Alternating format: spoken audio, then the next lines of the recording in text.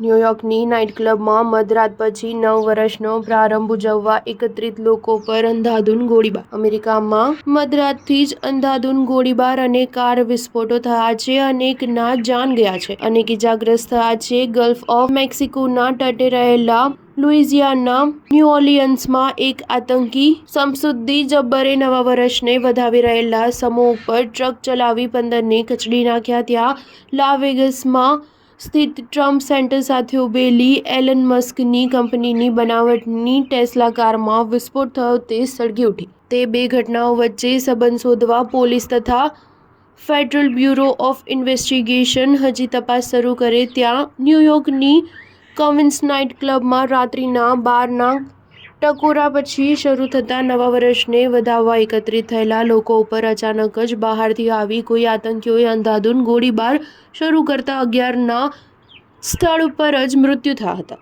જ્યારે અનેકની ઈજાઓ થઈ હતી, જે પૈકી 3ને ગંભીર ઈજાઓ થઈ હતી. જેઓને થોડી ઈજાઓ થઈ હતી તેઓને તાત્કાલિક સારવાર આપી મુક્ત કરાયા હતા, જ્યારે વધુ ઈજા પામેલાઓને લાંબો સમય સારવારમાં રાખવા પડ્યા હતા. સ્ટાર ન્યૂઝ 7 હંમેશા સચ્ચાઈની સાથે.